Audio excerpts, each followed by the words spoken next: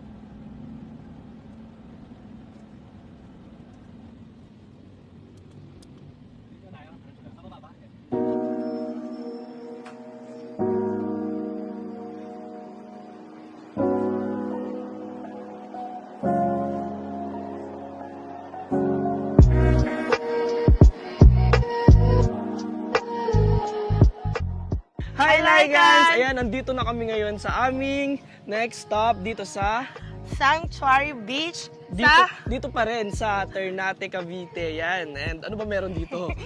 makikita natin. Samahan niyo kami mga Laikans. Bababa na kami doon, so medyo matarik. Matarik So, daw. tara na, hawak ka Tara. sa akin. And Let's yan, baba tayo. Josh na. Oh. Oh, Medyo, ay, ang ganda. Ang ganda. Ang ganda.